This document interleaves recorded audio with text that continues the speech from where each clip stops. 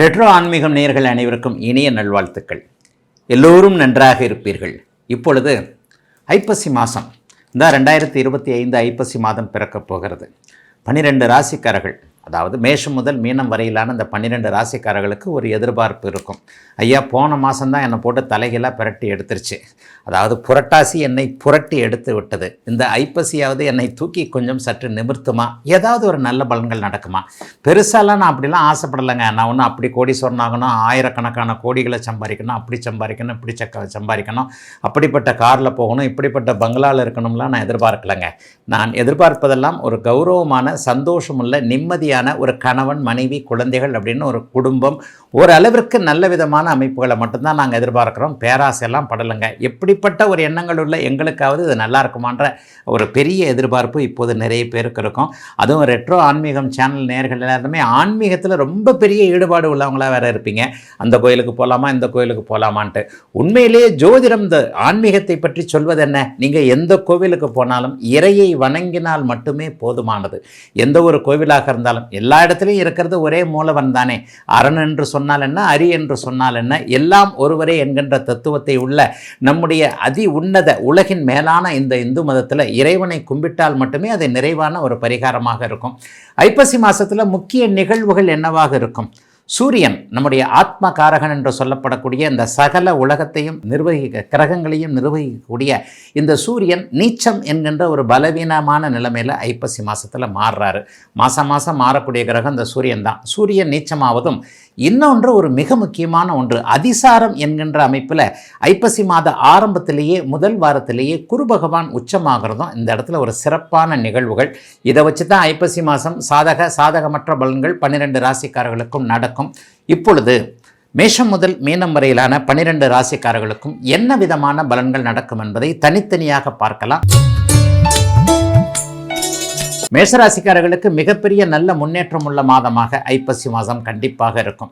7ஆம் இடத்துல சூரியன் நீச்சமடைகிறதுனால சிலருக்கு மட்டும் என்ன பண்ணணும்னு பார்த்தீங்கன்னா, கொஞ்சம் குழந்தைகளை பற்றிய கவலைகள் இருக்கும். குழந்தைகளுக்கான சுப பிரிவுகள், சுப செலவுகள் இருக்கக்கூடிய மாதமாக இந்த மாதம் இருக்கும். சுப பிரிவுகள்னால் என்ன? குழந்தைக்கு வேலை கிடச்சிருச்சு, தூர இடங்களுக்கு போகிறாரு, குழந்தைக்கு கல்யாணம் ஆயிடுச்சு, என்னை விட்டு சந்தோஷமாக பிரிஞ்சு கணவனுடைய வீட்டுக்கு போகிறா, இந்த மாதிரியான குழந்தைகளின் மூலமான ஏதாவது லேசான மன வருத்தங்கள் இருந்தாலும் அவர்களுடைய எதிர்காலத்திற்கு அது சரியானது தானே என்பது மாதிரியான நல்ல அமைப்புகள் இருக்கக்கூடிய அற்புதமான மாதமாக இந்த மாதம் அமைஞ்சிருக்குங்க. 4ஆம் இடத்துல பார்த்தீங்கன்னா, ஐப்பசி மாதம் முதல் வாரத்திலேயே அதிசார முறையில் குரு பகவான் உச்சம் என்கின்ற அதி உன்னத நிலைமையை அடைகிறார். 10ஆம் இடத்தை பார்க்கிறது என்பது தொழில் முன்னேற்றத்தை தரக்கூடிய ஒன்று. மேஷராசிக்காரர்களில் சாதாரண தொழில் முனைவோர்களும் இருப்பீங்க, பெரிய தொழில்களை நிர்வகிக்கக்கூடிய கோடீஸ்வரர்களும் இருப்பீங்க. எல்லோருக்குமே அவரவருடைய ஜாதக தசாபுக்தி அமைப்புகளுக்கு ஏற்றாற் போல தொழில் முன்னேற்றம் மிகப்பெரிய அளவில் நன்றாக இருக்கும். 9ஆம் அதிபதி உச்சமாகி 10ஆம் வீட்டை பார்க்கக்கூடிய அந்த தன்மை வேலை தொழில் அமைப்புகளில் நல்ல மாற்றங்களை கண்டிப்பாக மேஷராசிக்காரர்களுக்கு கொடுக்கக்கூடியது. மாதத்தின் பிற்பகுதியில் பார்த்தீங்கன்னா, செவ்வாய் 8ஆம் இடத்திற்கு மாறி உச்சகுருவின் பார்வையில் வர்றார். அதுவும் ஓகோன்னு தாங்க இருக்குது. ஒரு 6-7 மாதமாகவே ரொம்ப கஷ்டப்பட்டு விட்டேன் ஐயா, தாங்க முடியாத அடிங்க, இப்படி பிரச்சனை, அப்படி பிரச்சனை, குடும்பத்தில் பிரச்சனை, வேலையில் பிரச்சனை, தொழிலில் பிரச்சனை, எனக்கே கடன் தொல்லை, எனக்கே ஆரோக்கிய குறைவு, இந்த மாதிரியான பிரச்சனைகளில் கடுமையாக மாட்டிக்கொண்டு ஒரு குழப்பத்தில் இருக்கக்கூடியவர்கள் எல்லாருக்குமே மிகப்பெரிய நல்ல நிறைவுகள் கிடைக்கக்கூடிய அமைப்பு. இப்போது இருக்கின்ற பிரச்சனைகளிலிருந்து ஐப்பசி மாதத்தில் படிப்படியாக வெளியே வரக்கூடிய அத்தனை அமைப்புகளும் உண்டாகக்கூடிய ஒரு சிறப்பு நன்மைகளை தரக்கூடிய அமைப்புகள் இப்போது உண்டு. ஐயா, 7.5 சனி ஆரம்பிச்சிருச்சு, செலவோ செலவு, விரயமோ விரயம், ஓட்டமோ ஓட்டம், நிற்காமல் ஓடிக்கிட்டே இருக்கிறேன், அலைச்சலாகவே இருக்குது. கையில் சாப்பாட்டை டிஃபன் பாக்ஸை வீட்டிலேருந்து கட்டி எடுத்துகிட்டு வந்துட்டு சாப்பிட்றதுக்கு கூட இடம் இல்லை, நேரம் இல்லை, அந்த அளவுக்கு வெட்டி அலைச்சல்னு சொல்லுவாங்க இல்லையா, அந்த மாதிரி வெட்டி அலைச்சல்களில் இருக்கிறன்றவங்க எல்லாருக்குமே இந்த ஐப்பசி மாதம் ஒரு தீர்வை கொடுக்குங்க. 12ஆம் இடத்துல இருக்கிற சனி பகவான் அவருக்கு வீடு கொடுத்த குரு உச்சனாகி அவரையே பார்க்கின்ற அமைப்பின் காரணமாக விரயங்கள், செலவுகள் தடுத்து நிறுத்தப்படக்கூடிய தன்மைகளும் கண்டிப்பாக உண்டு. பெரிய அளவில் சோதனைகள்லாம் இருக்காது. பொதுவாகவே மேஷராசிக்காரர்கள் அனுபவிக்க வேண்டிய அத்தனை கஷ்டங்களையும் ஏற்கனவே அனுபவித்து விட்டீர்கள். அதனால் ஒரு பெரிய அளவில் இருக்காது. நல்ல விதமான தன்மைகள் உண்டு, மாற்றங்கள் உண்டு. எல்லா இடத்துலையும் நல்ல மாற்றங்கள் இருக்கும். அந்த மாற்றங்களின் மூலமாக முன்னேற்றங்கள் அடையாளம் காட்டப்படக்கூடிய ஒரு சிறப்பான மாதமாக இந்த மாதம் அமைஞ்சிருக்குதுங்க. பெண்களுக்கு பெரிய நன்மைகள் இருக்குங்க. வீட்லேயும் வேலை செய்கிறேன், வெளியிலையும் வேலை செய்கிறேன், நிம்மதியே இல்லை, கணவர் புரிஞ்சிக்கலை, மாமியார் புரிஞ்சிக்கலை, மாமனார் புரிஞ்சிக்கலை, கூட பிறந்தவர்கள் தம்பி தங்கைகள் புரிஞ்சிக்கலை, அதை விட முக்கியமாக மிகப்பெரிய அளவில் பிள்ளைங்க செல் பேச்சை கேட்க மாட்டேங்குது, எப்போ பார்த்தாலும் ஃபோனை கையில் வச்சுக்கிட்டே இருக்குது. இவங்களுக்கெல்லாம் ஒரு தீர்வுகள், ஒரு மனநிறைவு, நிம்மதி, என்ன இருந்தாலும் நம்முடைய குடும்பம் என்கின்ற சந்தோஷ மாதமாக அமைந்திருக்கிறது. மேஷத்தினர் எல்லோருக்கும் இந்த ஐப்பசி மாதம். ரிஷபராசிக்காரர்களுக்கு மாதத்தின் முற்பகுதியில் கொஞ்சம் பிரச்சனைகள் இருந்தால் கூட பிற்பகுதியில் பார்த்தீங்கன்னா ரொம்ப சூப்பராக இருக்குங்க. மாத முற்பகுதியில் ஒரு 15-20 நாட்களுக்கு சுக்கிரன் நீச்சம் என்கின்ற ஒரு நிலைமை அடைகிறார். அதனால் கொஞ்சம் டல்லாக தான் இருப்பீங்க. அதே மாதிரி 2ஆம் இடத்தில் இருக்கக்கூடிய இப்போது ஓரளவிற்காவது காசு பணத்தை கொடுத்துக்கிட்டு கொஞ்சம் ஏதாவது ஓரளவுக்கு நல்லதாக கொடுத்துக்கிட்டு இருக்கக்கூடிய குரு பகவான் அப்புறம் 3ஆம் இடத்திற்கு வருகிறார். ஆக இந்த இடத்துல ஐப்பசி மாதத்துடைய முதல் 15 நாட்கள் ஒரு மாதிரியாகவும் பிற்பகுதி 15 நாட்கள் நிறைவாகவும் இருக்கக்கூடிய தன்மைகள் கண்டிப்பாக உண்டு. 7ஆம் இடத்துல உச்சகுருவின் பார்வையில் செவ்வாய் மாறுகிறார். இந்த அமைப்பு என்ன கொடுக்கும் அப்படின்னு சொன்னால், கல்யாணம் ஆகாத இளைய பருவத்தில் இருப்பவர்களுக்கு காதல் திருமணம் போன்ற அமைப்புகளை இப்போது கொடுக்கக்கூடிய அமைப்புகள் இருக்குது. ரிஷபராசிக்காரர்கள் பொதுவாகவே ரொம்ப பெரிய இவங்களாக இருப்பீங்க, கற்பனா திறமை கொண்டவர்களாக இருப்பீர்கள், அழகுணர்ச்சி கொண்டவங்களாக இருப்பீங்க. நீட்டான ட்ரெஸ்ஸு போடுறாங்க பாருங்கள், ஒரு அயன் பண்ண சட்டை தான் போடணும், அயன் பண்ண ட்ரெஸ்ஸு தான் போடணும், பர்ஃப்யூமெல்லாம் யூஸ் பண்ணிக்கிறவங்க எல்லாரையும் பார்த்திங்கன்னா பெரும்பாலும் இந்த ரிஷபராசிக்காரங்களாக இருப்பீங்க. இந்த மாதிரி தன்னை அழகுபடுத்தி கொள்ளக்கூடிய, அடுத்தவர்களை கவர வேண்டும் என்கின்ற எண்ணத்தில் இருக்கக்கூடிய அத்தனை ரிஷபராசிக்காரர்களுக்கும் வாழ்க்கை துணை கிடைக்க கூடிய தன்மை, காதல் திருமணத்திற்கு பெற்றோர்களுடைய சம்மதத்தை எதிர்பார்த்து காத்து கொண்டிருப்பவர்களுக்கு 7ஆம் இடத்தை ஒரு 50 நாள் குரு பகவான் உச்சமாகி பார்க்க போகிறார். நினைத்தது நடக்க போகின்ற அமைப்பு. இன்னொன்று, இவரைத்தான் காதலிக்கணும், இவரைத்தான் கணவன், இவர்தான் மனைவி, இவர்தான் வாழ்க்கை துணை என்பதை சில நேரங்களில் பார்த்தீங்கன்னா உங்களை மாதிரி பிடிவாதக்காரர்கள் யாருமே இருக்க முடியாது. ஸ்கெட்சு போட்டு தூக்குறதுன்னு சொல்லுவாங்கள்ல, அந்த மாதிரியான ஒரு விஷயத்தில் எதிர்கால வாழ்க்கை அமைப்புகளில் ஒரு மாதிரியான ஸ்கெட்சு போட்டு கொண்டிருக்கின்ற அனைவருக்குமே பரம்பொருள் உங்களுடைய ஆசை விருப்பத்தை நிறைவேற்றி வைக்கக்கூடிய நல்ல மாதமாக இந்த மாதம் ரிஷபராசிக்காரர்கள் எல்லாருக்குமே இருக்குங்க. கடன் நோய் எதிர்ப்புகள் கொஞ்சம் தீரும். ஏன்னா 6ஆம் இடத்துல சூரியன் மறைகிறார். பொதுவாகவே 3, 6, 10, 11ஆம் இடங்களில் சூரியன் இருக்கும் பொழுது கடன் நோய் தொல்லைகளை அப்படியே தடுப்பார், முடக்குவார் என்பது உண்மை. ஆக இப்போது இருக்கக்கூடிய கடனை கட்ட முடியக்கூடிய அமைப்புகளில் வருமானங்கள் வரும். கடனை அடைக்கணும், கட்டுப்பாட்டில் இருக்கணும்னா வருமானம் வந்து தானே தீரணும்.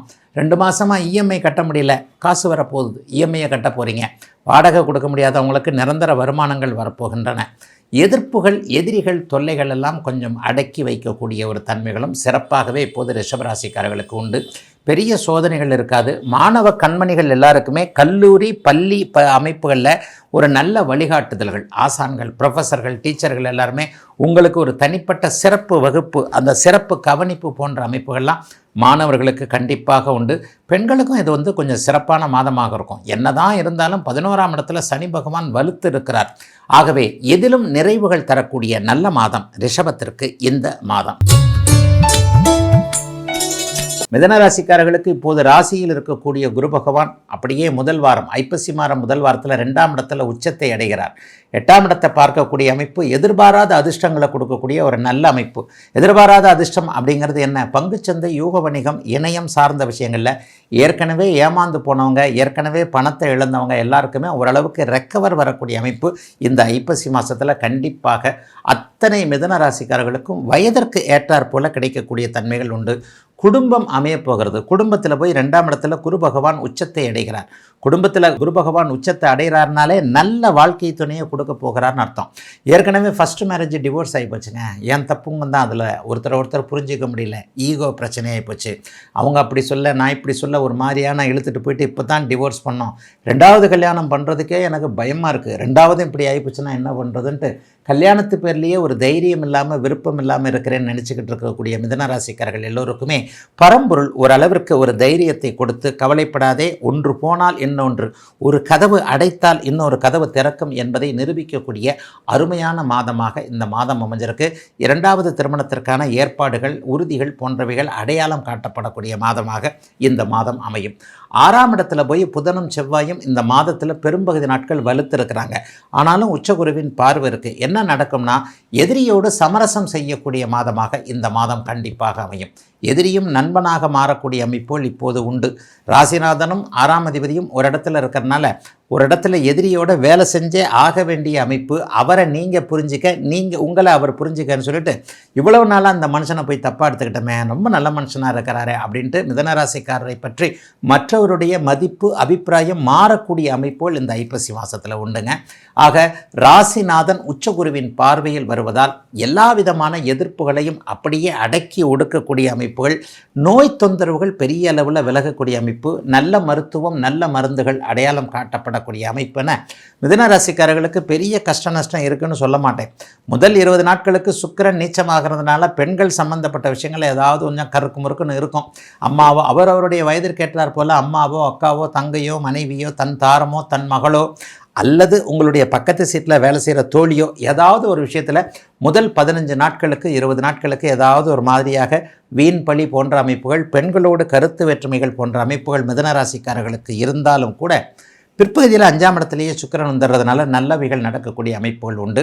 ஆகவே ஒரு தூர பிரயாணம் மூலமாக நன்மைகள், பயணங்களின் மூலமாக மேன்மைகள், ஏற்றுமதி இறக்குமதி தொழிலில் இதுவரைக்கும் இருந்து வந்த முடக்க நிலைகள் விலகுதல் என்பது போன்ற அனைத்திலும் ஒரு நிறைவுகள் சந்தோஷங்கள் இருக்கக்கூடிய ஓரளவிற்கு நிறைவான வருமானம், கோடிகளில் கொட்டும்னு சொல்ல முடியலனாலும் போதுமான வருமானம் இருக்கக்கூடிய நல்ல மாதம் ஐப்பசி மாதம் அத்தனை மிதுன ராசிக்காரர்களுக்கும்.